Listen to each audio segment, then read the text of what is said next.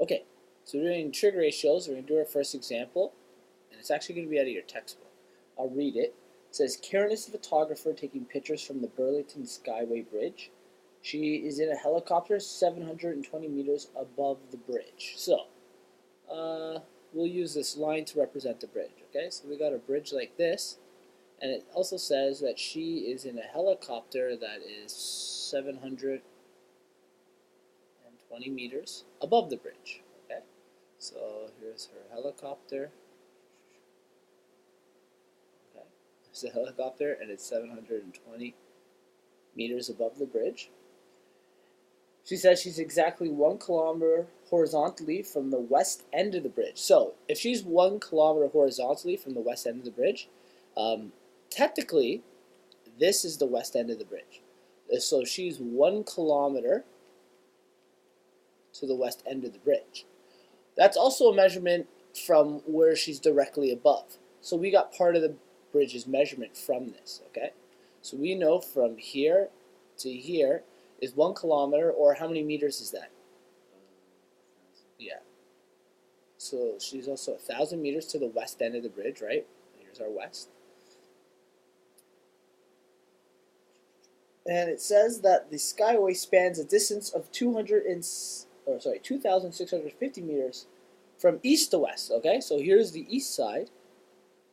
And it actually says that the entire distance is 2,650 meters. So, how far is she to the east side of the bridge then? Do we know? How could we find out?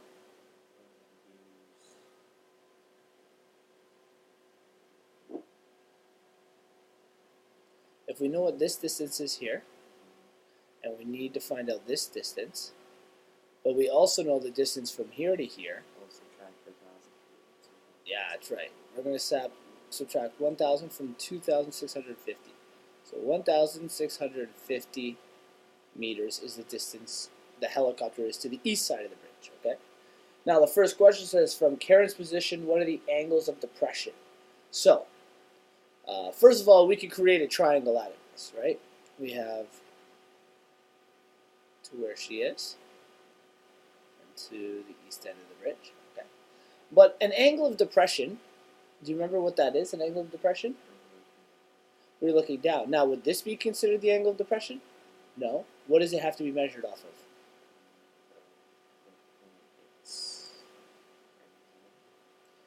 There's a type of line it's called. You know what it's called? It's got to be measured off of a horizontal line. Okay. So, an angle of depression is actually going to be this angle here and this angle here. So the two angles of the depression, we're finding angle of depression to the east end of the bridge and the angle of depression of the west end of the bridge are going to be that. But our triangle is this part here. So we're going to use this information to solve the triangle, and then we're going to solve for the angles of depression. Okay. So we got quite a bit of information here. First of all, if she's directly above the ground, what kind of angle does that make with the ground? Yeah, that's right. So we got two 90-degree angles, right, for two different triangles. We got the measurement of this triangle, and we have the height of this triangle. Now, in order to find the angle of depression, which of the angles do I want to look at inside the triangle? Do I want to look at this one or this one here? Well, we'll name them. That's W, E. We'll call this guy H here for helicopter. Okay? So do I want to look at angle H1? This will be this one here, and this will be H2. Okay? So H2 and H1. Are we looking at angle H1, or are we looking at angle W? H1. Okay. So you're right, we can look at angle H1. How would I set up solving this? These are my primary trig ratios, right? Okay.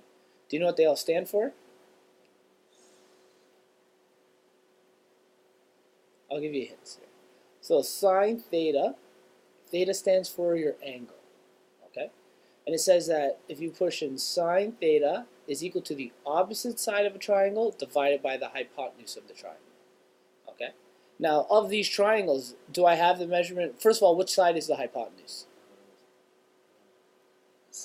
Yeah, it's side opposite of the 90. That's right. So this would be considered a hypotenuse, right?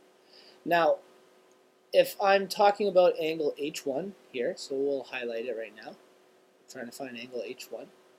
What would be considered the opposite side of this triangle? Yeah. So we have that measurement. Okay.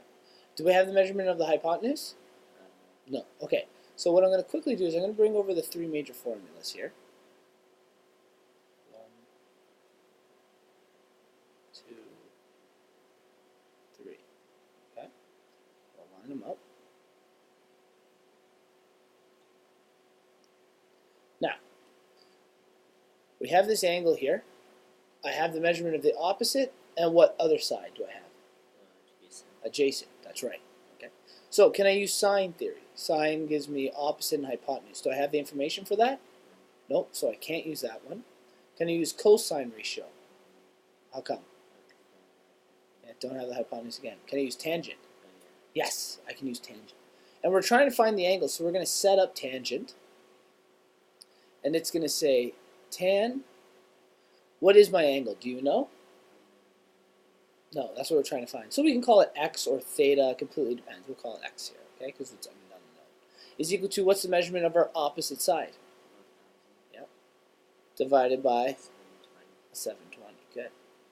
Our adjacent side. Okay.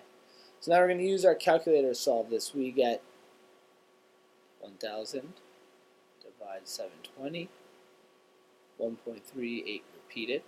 Okay. Now I'm going to keep that number in the calculator because it's important.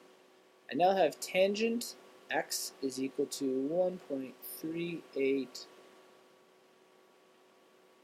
repeated. What am I trying to do here? Is that it? Am I done? And when tan goes the other side, what does it become? Yeah, the inverse of tan. So tan inverse 1.38 repeated. So I kept it in my calculator so I could just hit tan inverse. So I changed it to tan inverse and boom. 54.2 x equals 54.2, or we're going to round it to 54 degrees, approximately. Okay. So now, when we go back up here, H1 is 54 degrees. Is that the angle of depression? How will I find the angle of depression?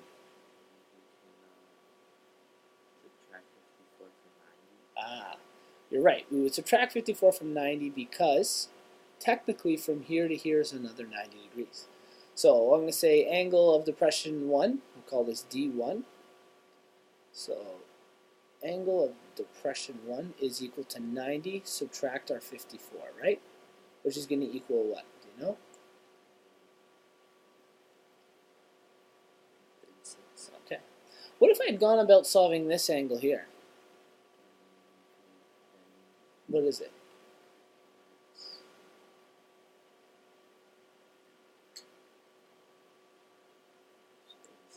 Yeah, 36 also.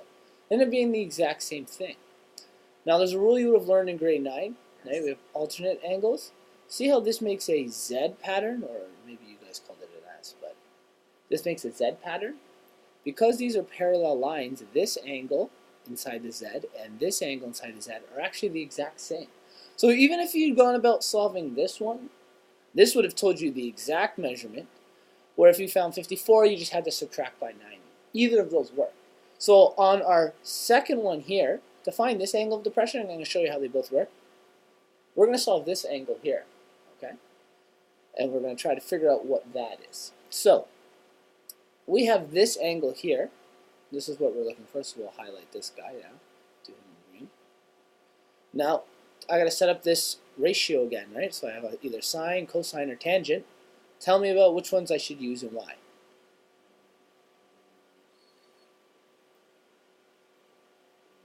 Why is that?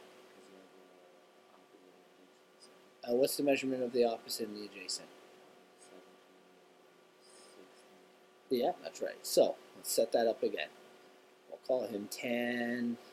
We'll call it y because it's a different angle, right? Actually, what am I saying? It's e, right? Technically, we named it e earlier, so we'll call it tan e is equal to opposite of 720 divided by 1,650. Okay. Same idea. Instead of actually, 1650 over 720. well, what's tangent ratio say? What's opposite of this angle E? Oh, That's right. Now, if I was doing this angle here, you're right. I would have done 1650 over adjacent 720. But because I'm finding this one, it sets the ratio up backwards. Okay? It's important to know. So instead of actually solving it first, I'm going to show you another trick. What we can do is we can go E is equal to tan inverse of this fraction and just put that fraction into the calculator to solve. Okay? So in other words, what I do is I close it. Now my calculator's not amazing for it, but actually I'd have to do it in that same order. But what you might be able to do, if you have a calculator where you can type these things in, you can type it in just like that. Okay? Mine I can't. This one here. So 720 divide 1650 equals tan inverse. Did I type that in right? Definitely did not.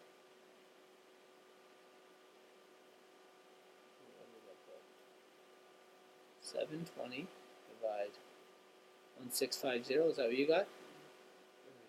And then tan inverse. That's better. I got almost 90 degrees last time. That didn't make any sense.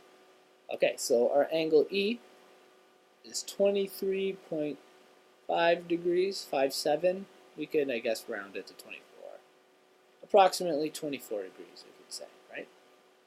So when we go up here, if this is 24 degrees, what's our angle of depression? That's right, this has to be 24 degrees because we have alternating angles. Okay, which means that'll make sense, and we can verify this too. Okay, if this is 90 and this is 24, what's this angle in here?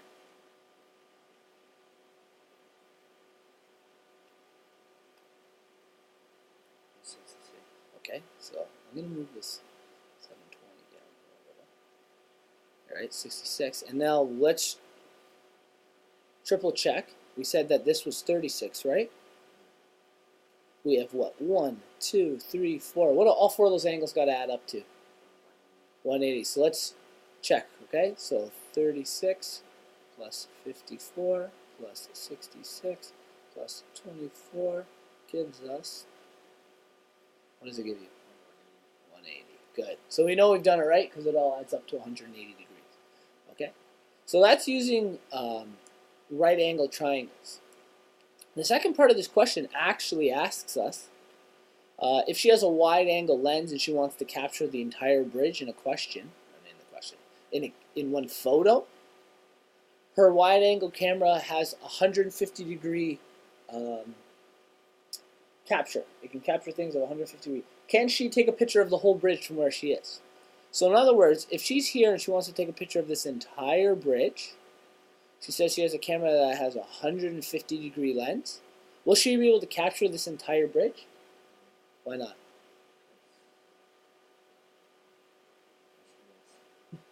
54 and 66 are going to add up to what? Yeah. So she'll be able to capture the whole bridge within that photo. Okay? All right, we have another question. It says this guy standing above water. He's on some kind of bridge, and his eyes are 1.5 meters above the water. Okay. Now, we assume that they've given us two angles of depression. One of them is 5 degrees. And that's to the front of the boat. And the other one is only 1 degree. And that's to the back of the boat. Okay, those are the two angles of depression. Now, with that information, that means we have essentially two different triangles here. Okay, so we have the first triangle, which we'll use to solve to the front of the boat. And then we have our second triangle. Okay, and we'll kind of color the rest of it as we go along. So let's deal with the yellow one first. First of all, if he's directly above the water, what's the angle he's forming with the ground? Okay, so we have that. We know they're both 90-degree triangles. Now, if this angle is 5 degrees, what is this angle inside of here going to be? 85 degrees, which means this angle is going to be what? 5 degrees again. That's right. So this is 2 degrees. This is 5 degrees. Now, this is clearly not to scale, 85 degrees. This is actually a triangle that probably is a lot closer to something like this. Okay, that's probably what the triangle is much closer to. But just for our picture's sake, we're going to go along with what we got. Now, with that information, we also know that this is 5.1. What are we trying to find?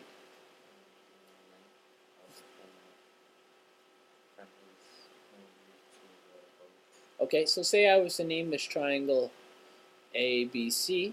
What side am I trying to find? C to A, that's right. We're looking for this side of the triangle here. This is also known as what part of the triangle? Hypotenuse. It's opposite of the right angle triangle. So now that we have all these angles, let's say we work with the 85. Okay. From the 85, which of the angles do we have? Or sorry, not angles, sorry. Which of the sides do we have? We have this opposite side? We have the adjacent side, and what are we trying to find? Okay, so which of the ratios do we use when we're looking at adjacent and hypotenuse?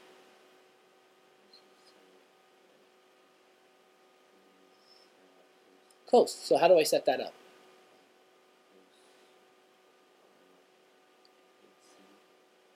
Cos AC.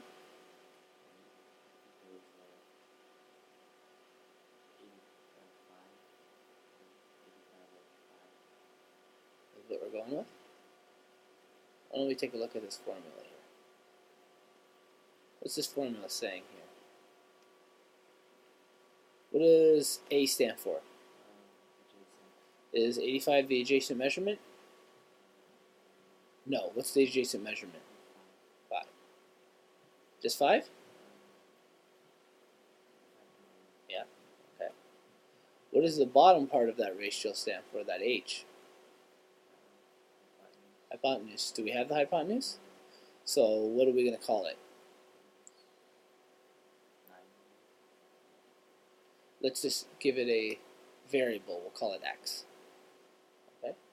And what is this theta here supposed to stand for?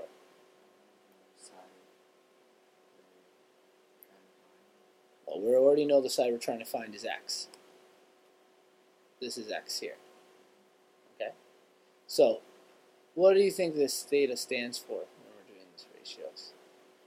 There's only one other thing left. Ignore what we have here, because we don't quite have it. The angle. What angle did we start with? No. What angle were we aiming from? Yeah, we were aiming from 85. So that is our 85. That's what they're talking about.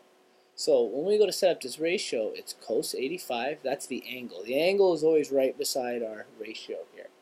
Cos 85 is equal to the adjacent, which is 5.1, over the hypotenuse, which is this longer side here. So now we've set this up.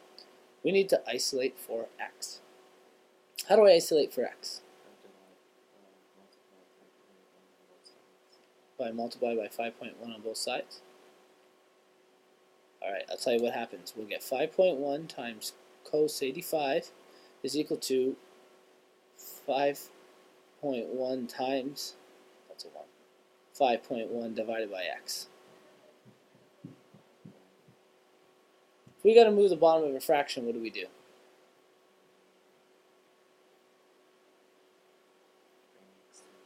Yeah, we need to bring x to the other side, okay? So to bring x to the other side of the equation, we now have x times cos 85, which is equal to what? What would be left on this side? Okay. And then to isolate x, what do we do?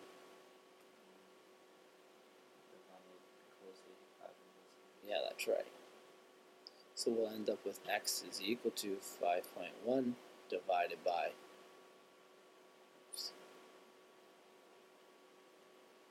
cos 85. Okay. So we have that there. Let's figure out what it is.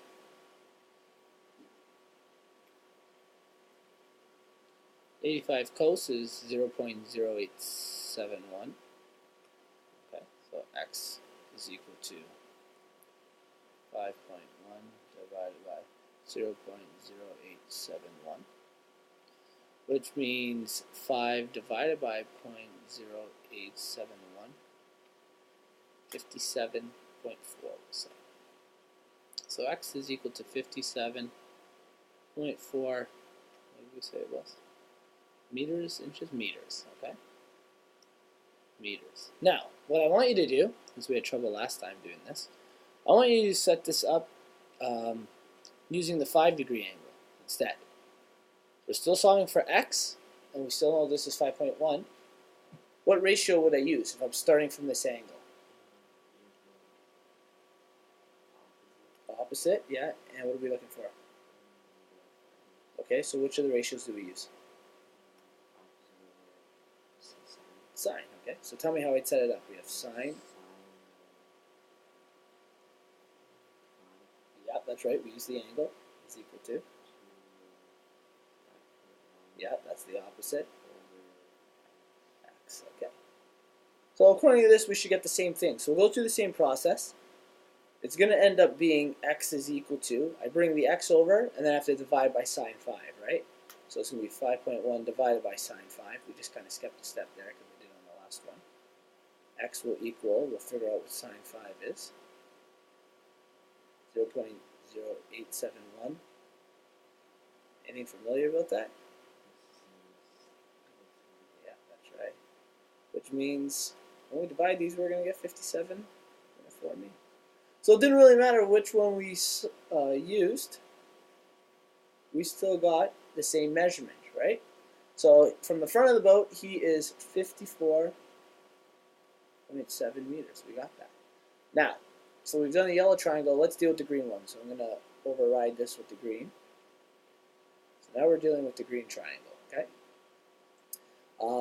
If this is 1 degree, what is the rest of this?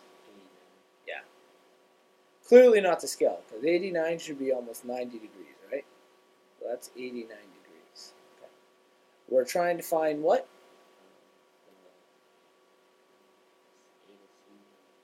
Okay, let's call this D.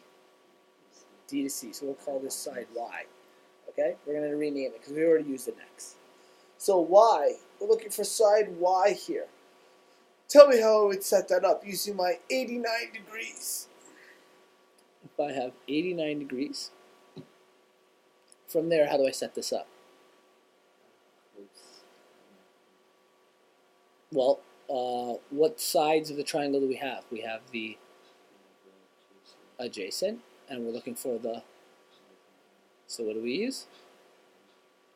That's right, we use cos. So tell me how I'd set it up. Cos. Mm-hmm.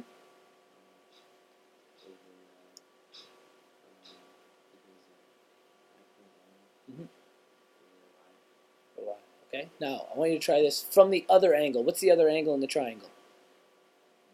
1. What ratio will we use from there? Sine. So tell me how it goes. Equals over, or we'll call it y, right? Let's try solving these at the same time, okay? So again, what's the next line going to read? Mm-hmm. And what about the other one? Good. Then what?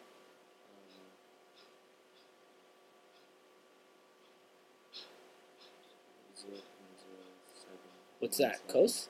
Yeah. Okay, so y times. Okay, that's good.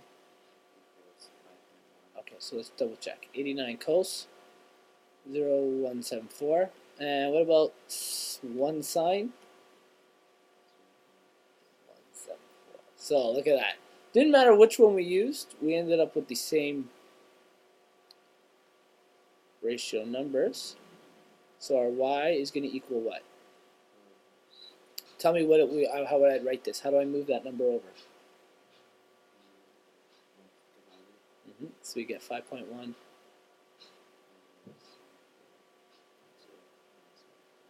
And instead of writing this twice, I'm just going to say that this technically satisfies both of those, right? So our y is going to equal what? 293? Oh, wow. Let's double check. 5.1 divided by 0.0174. 293.1 meters. Okay, so we now know this is 293 meters. So yeah, now here's the final question. How large is the boat? How long is this boat here? In order to figure that out, what do we have to do? Subtract 293 from 54.7. Really, is that going to give us the length of the boat? It's going to give us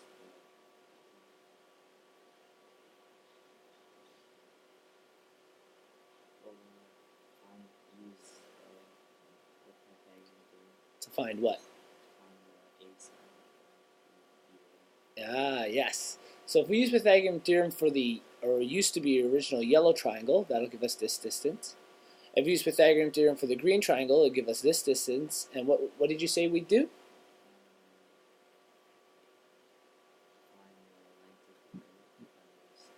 dA is going to be equal to whatever dB is, that distance, subtract the distance of AB.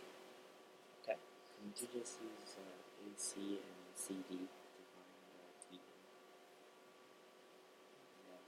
Well, what'll happen here is, I don't know if I can rotate these like that.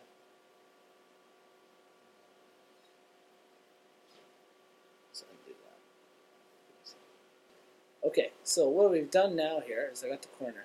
What actually happens if I swing this upwards, that's what the difference would be. So the difference is roughly, oh, I got rid of it, it's something like that.